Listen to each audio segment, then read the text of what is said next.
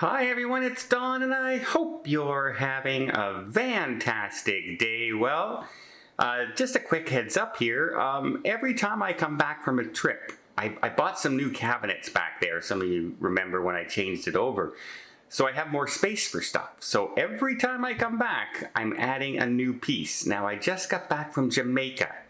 Can anybody see back there what I brought back from Jamaica? Leave a comment down below and tell me what you think it is, and I'll let you know in a future video if you're correct. Alright, it's like a hunting game. You know those games we play? Alright, in the news we have another ship breaking down. We have a brand new season starting up for US river cruises. We also have a big shift in territory for some cruise lines where they're going to go to one area and one city is going to get left out in the cold.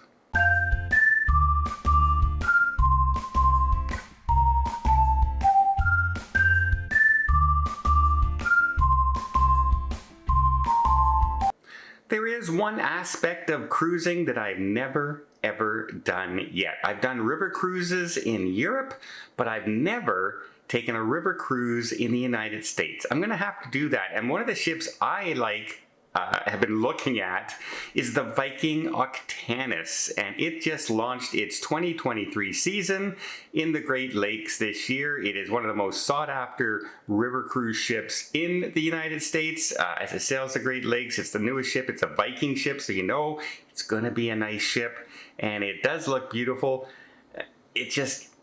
I gotta find time to do it, and the price point is a little high compared to my ocean cruises, but how can I talk about cruising and not be a person who's done that type of cruising? So I'm gonna have to schedule that after my surgeries are done, maybe later on this year. But yeah, here we go. River cruising in the United States has started up again.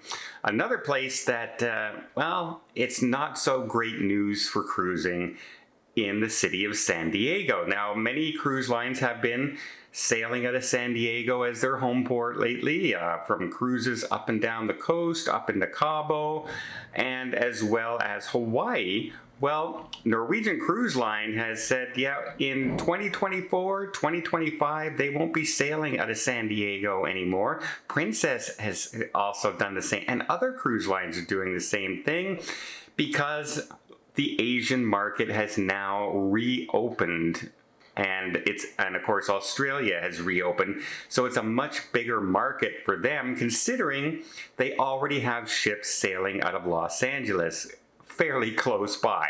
So it makes sense financially and as a company to send your ships to places where you don't have ships and have a huge broader market to pull from. Of course, this leaves San Diego. I'm not gonna say, I said in the cold, but is San Diego ever really that cold? So let's be honest.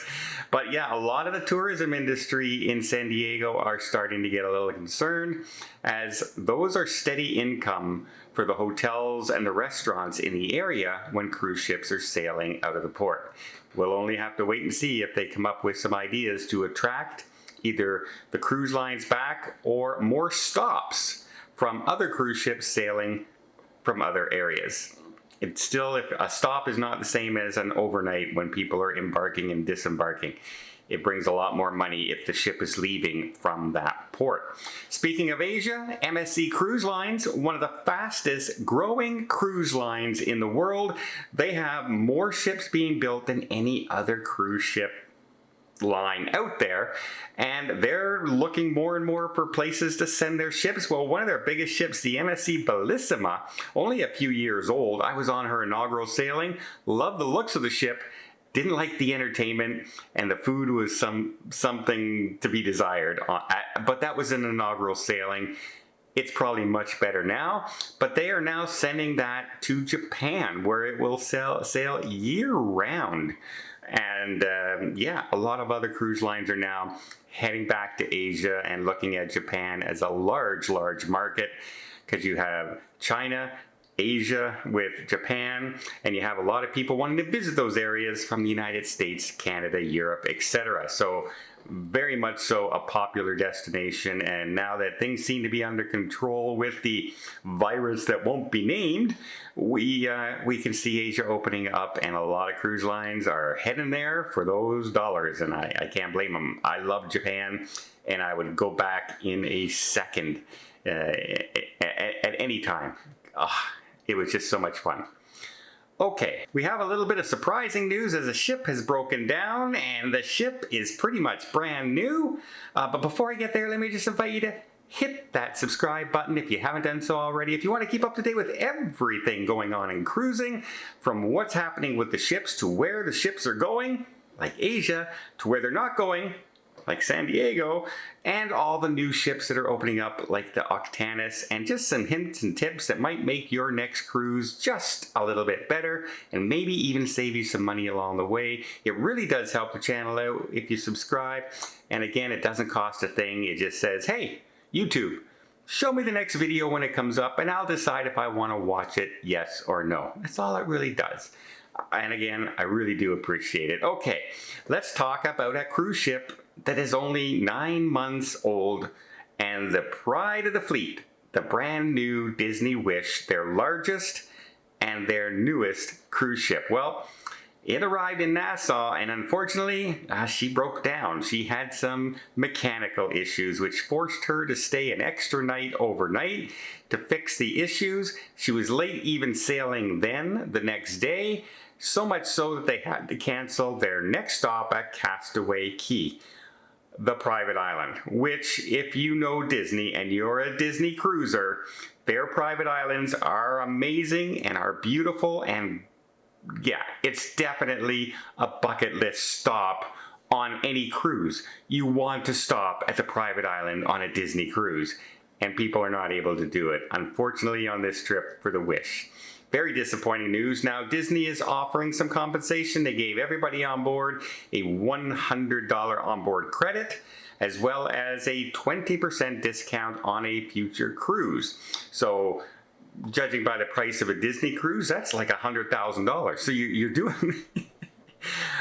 You'll have to forgive me. I've been pricing Disney for my friends and everything, and I can sail 7 or 8 cruises for the price that I can go to Disney for 1 week. It's crazy expensive to go to a hotel like an Animal Kingdom Lodge or a Grand Floridian and pay for 6 days of ticket park hopper.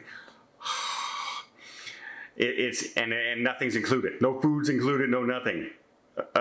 So yeah, crazy expensive, but yeah, some disappointing news for the people on the Disney Wish, and I guess you know, the good thing is you're still on a beautiful ship. Disney ships are really fun, especially for families, and the Disney Wish is no exception. However, missing that Castaway Cay, yeah, that's a pretty big miss on a Disney cruise ship in the Caribbean. Well, I hope you appreciate this video. If you did, please give it a thumbs up. Want to see more tips, more tricks, more travel blogs from around the world? Hit that subscribe button. Till next time, have yourself a safe and a great vacation.